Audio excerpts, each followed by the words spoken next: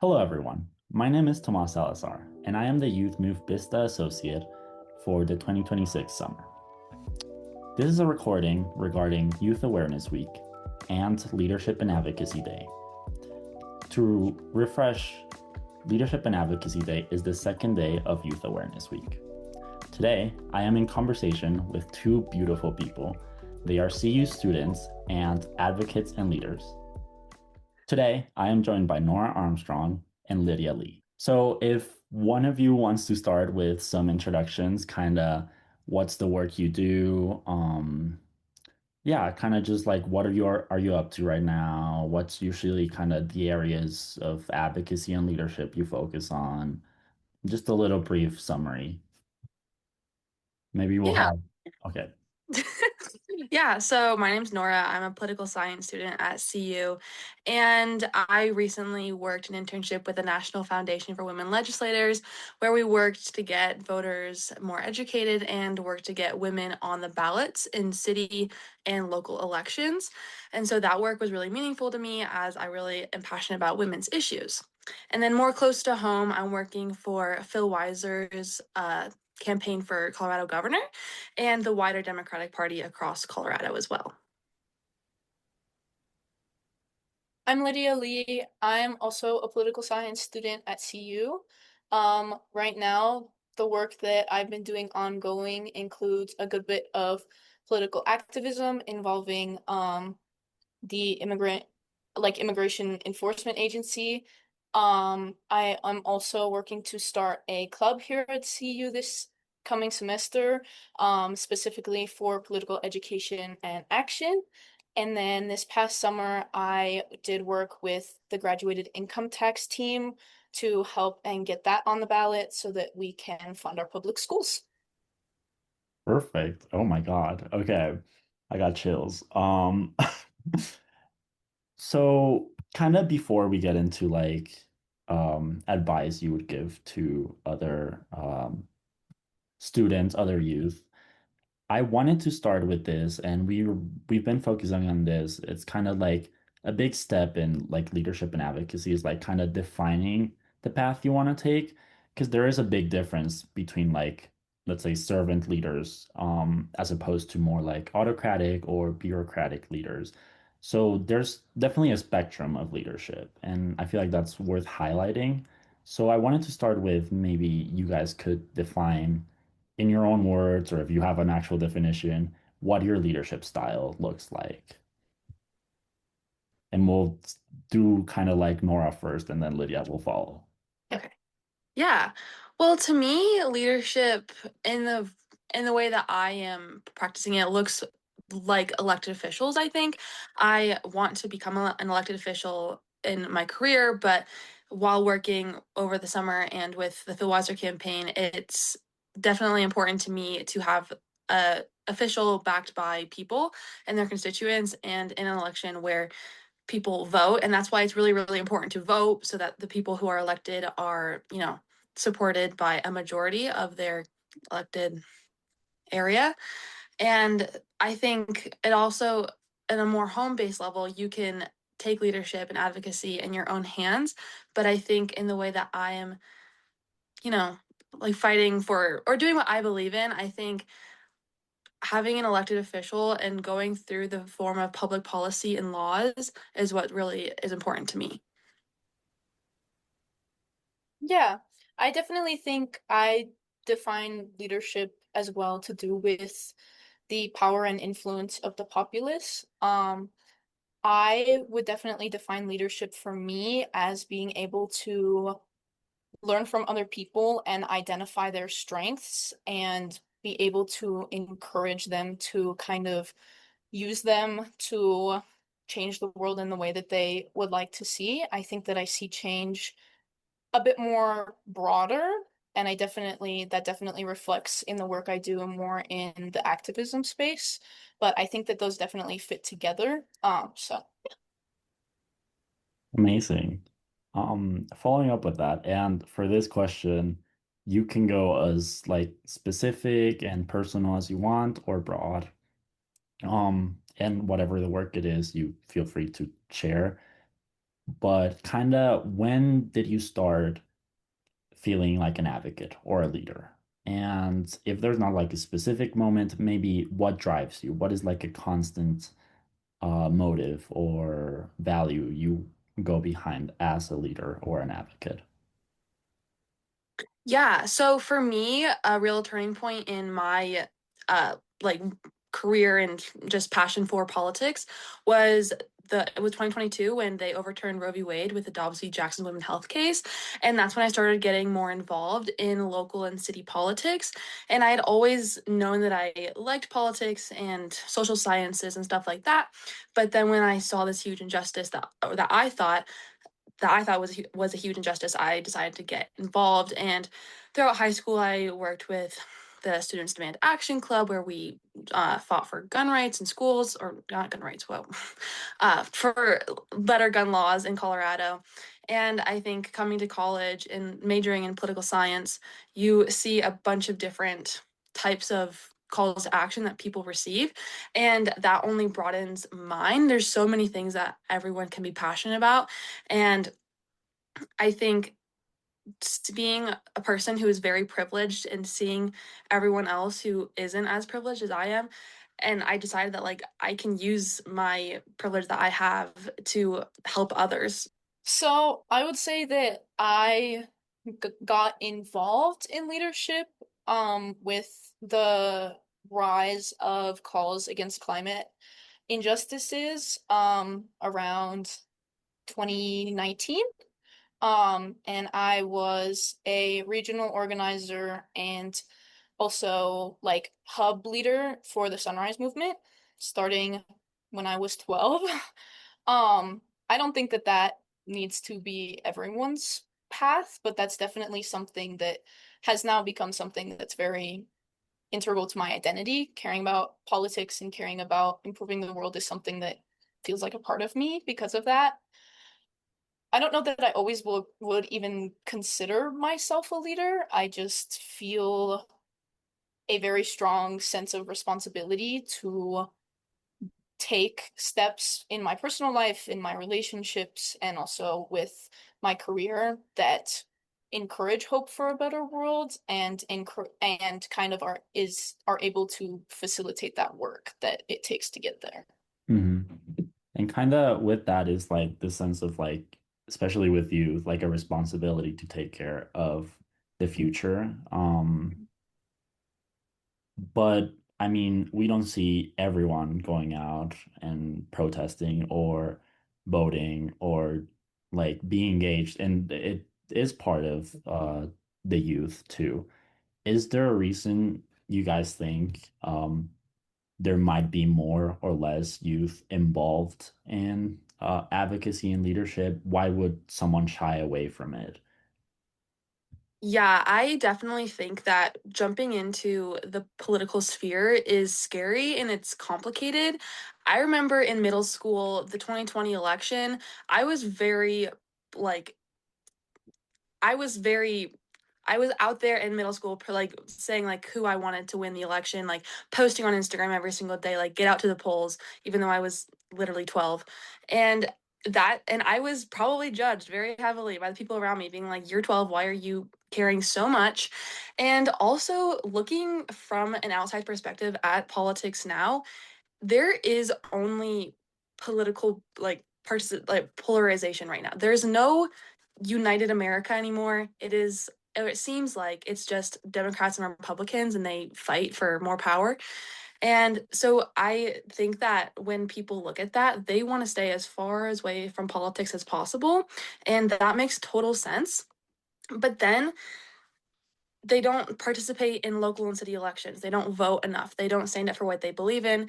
They don't take steps to do research about policy positions and the people that represent them in Congress and things like that. And then it affects their life. There's higher taxes, or there's money going towards things that they don't support. The people are voting for bills that their constituents don't want, but they don't have that feedback because they didn't vote. And so looking at that, but you don't see that perspective when you're just staying away from politics because you just don't see it. You're not being bombarded by the news stories and all the things like that. And if you are, that's even more of an incentive to not get involved.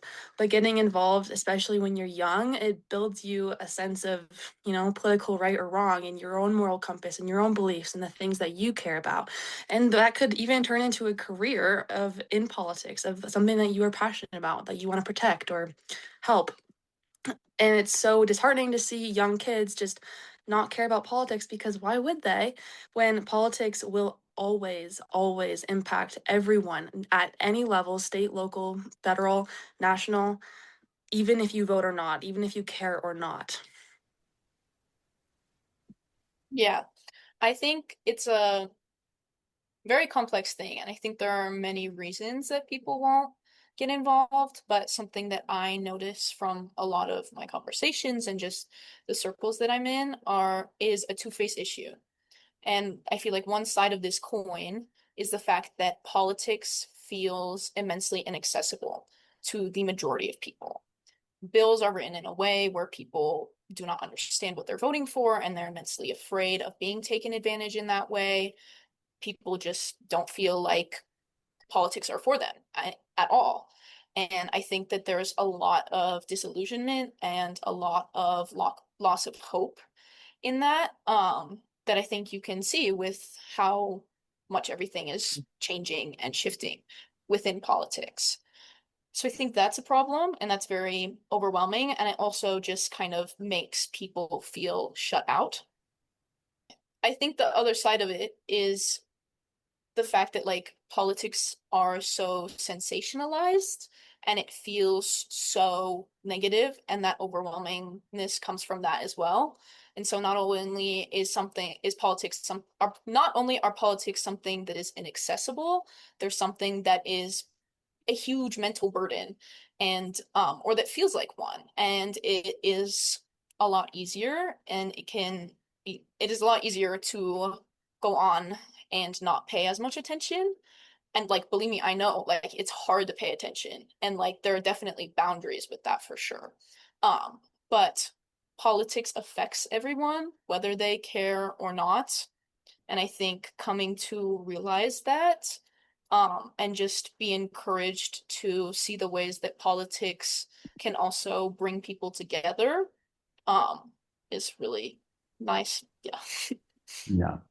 Yeah, absolutely. And kind of like with that, and both of you talked about this idea of it's going to affect you either way. But this is hopefully going to be sent out to, if not youth directly, a lot of youth working organizations. If for the youth listening, what is your advice? What is kind of like your pitch on go advocate if you have something that you care for, be a leader in your own way. Like, what are the benefits? Why would you do it?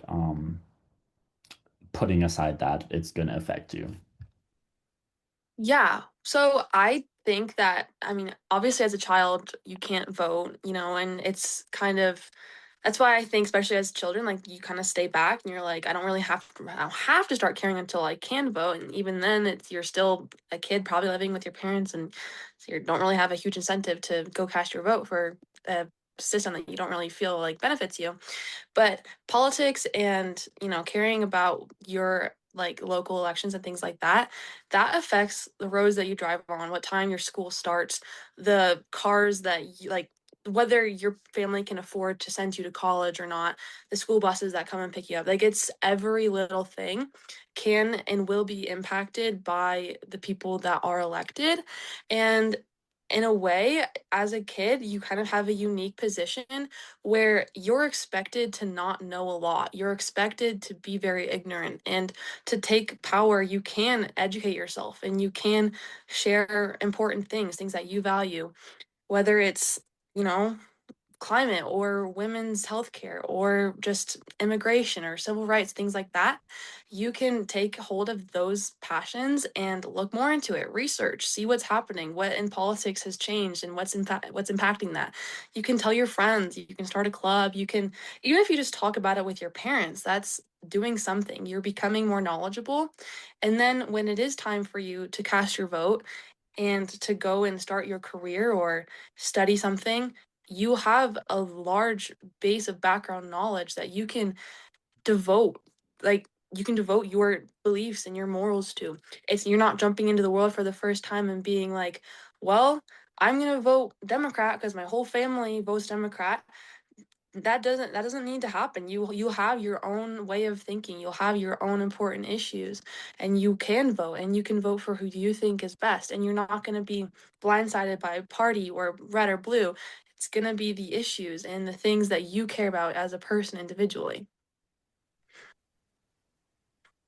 I think there's a lot that the youth can bring to advocacy, regardless of if you can vote or not for various reasons. You're still a constituent. As I said, politics still affect you. We know this. And my advice would just be to take one step, one action about something that you care about. It can be researching it more. It can be having a conversation. It can be finding an organization that maybe you want to go and attend one of their events. And I think just continuing to take small steps really allows you to feel like you are like in control and also acting on the things that you value and care about.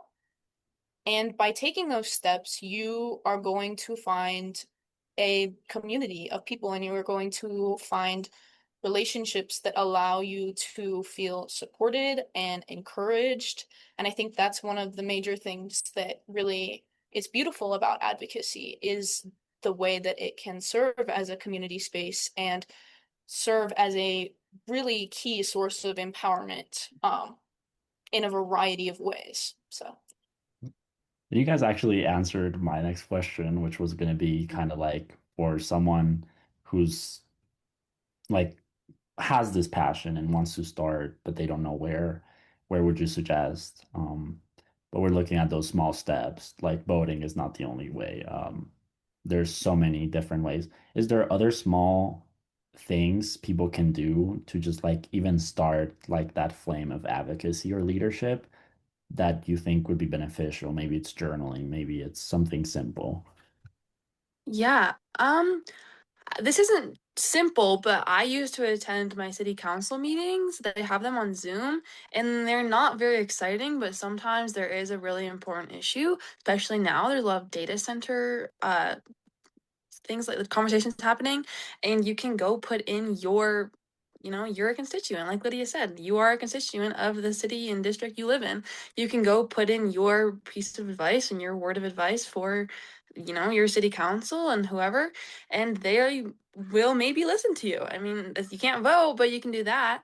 And even just I signed up for all my state legislature and city council email chains just so I could know what's going on. And obviously that's a targeted message of what they want me to see, but just knowing where they stand politically and what legislation they're bringing in, that's really important. And also just remembering that what I was saying earlier was that politics is so polarized and it seems like Republicans, Democrats are constantly just fighting at each other. But remembering that we're sort of all in this together. We're all just like right now we're all living in Colorado. We're all Coloradans, fighting for what we want. And more broadly, we're all Americans. We're fighting for our country and the promises that this country was built on. And America has never once fulfilled the promises that were built on, but that doesn't mean we stop trying. It always means that America's about progressing and fighting for a more perfect union and fighting because a political party is never going to solve that. And so I think if I could tell a young person, it'd be like, don't get caught up in the party politics. Don't get caught up in fighting on the internet, like in comment sections. Educate yourself, understand why people believe what they believe. And it's usually not for no reason. They have some like backing behind what they're saying. And to just just learn to disagree better is what I've been saying recently, because you don't have to agree with anyone, but you just being able to have a conversation with people who don't believe anything close to what you believe is a skill that will take you so far beyond just being a child and like growing up. and it'll teach you how to advocate for your beliefs better, because you know how to talk to people who don't agree with what you're advocating for. I want to provide like kind of several, and I hope that this comes across in the way of just there are so many things that you can kind of collect as they feel they fit with you, or like fit for you. And so I think kind of looking, I like you had mentioned journaling, Tomas, just like looking at yourself. What are your strengths? What are the things you care about? And how does advocacy kind of fit into that? It can be, do you want to express something you're feeling about politics in art? And do you want to share that with people? If you're really into like research and reading, I'm very into reading. Like there are a plethora of books and articles and all of that. Um, and also I would say like really the primary step that I think will allow that to feel like something that is building you up is having conversations with your community about the things you care about. Having conversations with your parents, like we talked about, having conversations with your friends, and maybe you disagree, and like Nora said, then that can be an amazing skill. And maybe you do agree, and then you have a sense of solidarity, and there's a way to build something immensely powerful from that. Um, and like I said earlier, there are a bunch of organizations. There are organizations at your school. There are organizations in your town. Um, and if you don't like them, you can always start your own.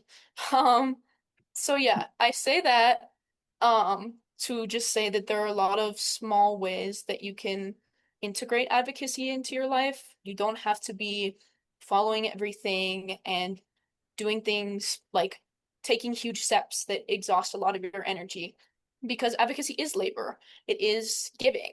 Um, but just making it a part of your life and like integrating it with the things that you already enjoy and care about and value makes it something that becomes a very fulfilling part of your life. Yeah. And I love this idea that, I mean, both of you have been going at for this conversation. It's kind of like advocacy and leadership are not like this far away thing. They're not like this, like, oh, we have the leaders up top and then there's us. But it's Mhm. kind of like a part of our life, a part of like a good habit. Just as you train your body, you can, if you want to have a healthy body, or if you're studying, or if you're working, like advocacy is also a core part of life. And it doesn't have to be this super complex thing. It just has to be like something that fulfills you.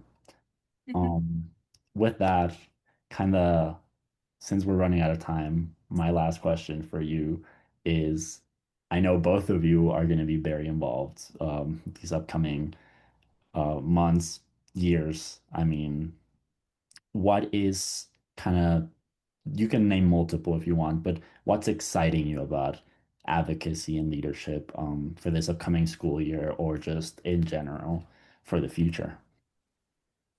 Yeah, well, like I said earlier, I'm working with Phil Weiser's campaign, and he was actually an underdog. He got the primary for Michael Bennett, who was projected to win. And it's things like that where, voters they beat the odds. They elected someone who maybe wasn't always going to win. And it just kind of reminds you that your vote really does matter and it really can make a difference. And it starts at the local level. That's why we have primaries first and, like state elections. It's like you can change your surroundings, like you are in charge of your broader world sometimes. And I've been hyping up voting a lot because it really is that important, and we really are really bad at it in America, so we need to get better so everyone vote. But things like that, it just reminds me that like you can, like, things, like cool things can happen. And I was working in Washington DC this summer, and I got to go to so many different congressional hearings and things like that where normal people just got up and they told congressmen and women what they wanted to have brought forth to Congress and things that they cared about, that they wanted to change. And that takes a lot of guts because you're on C-SPAN, you're on the internet, and people are looking on you, like literal congressmen and women who are backed by, billions of dollars from these crazy companies are looking on you, and you could change the way that they view an issue, which could change the way how a bill is written, which could change the way Americans live. And it's such a, it feels very futile sometimes to, stand up for something that is that you believe in, and sometimes feels like it's just you and your friend, but it's probably more than that. And I just think that, anytime someone advocates for something that they believe in, that is a true, that's a true scope into their character, and that they're a strong human who is, they're going to do great things. And whether it's something I believe in or not, it takes a lot of guts to advocate. And whether it is successful or not, you did something. You can't say that you didn't do. You just can't say you didn't try. At the end of the day, like, you just have to try. I think something that is really giving me a lot of hope is that there's been a very serious push for more people power in politics and for more of a centralization of community, and kind of reevaluating the relationship that we have with each other and that we have with the internet especially. And I think that that's a source of a lot of hope for me, that we are kind of experiencing a social shift to place emphasis on things that are very central to making social change and changing society to look and be the way you would like it to be. It's the work of ants. And so every little step that people are taking, every electoral win, or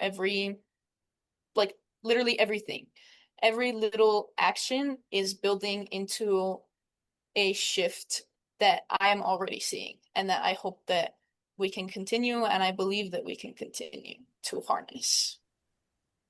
I loved both of those answers. Thank you so much for that. And I know the youth that will receive this, they're going to find so much value in this conversation. And I'm just excited for them to see it during Youth Awareness Week. We have 4 minutes left. Any final thoughts before I close the meeting? Maybe Nora, you want to tell the people to go vote again? Yeah, I think anyone who's took the time to listen to this conversation and is volunteering or hearing and participating in this week, I think you're in a really good position to go make change in your community, and that you have done the hardest thing, which is to get started, is to take steps to fulfill your interests and to start making change in your community. And that's like what Lydia was saying, it starts with one little ant to get things going and to make the work pile on itself. And so good job. Yeah, I think something very similarly is what I would say is, if you watch this, then you've already taken a step, and each step after that becomes all the more easier and all the more a part of you. And so with that, I would also say just that you're never alone, whether it's in advocacy work or whether it's any situation that you may encounter that has to do with politics. There's a whole plethora of ways that may present itself. You are never alone, and there are people speaking out, and there are people standing up, and there are people reading, and there are people talking to each other, and I think that you're in a really good position to be a part of that. Amazing. Well, thank you so much for sharing. Thank you so much for taking the time. Thank you, Lydia. Thank you, Nora. And thanks, Tomas. And I just hope everyone enjoys this as much as I did.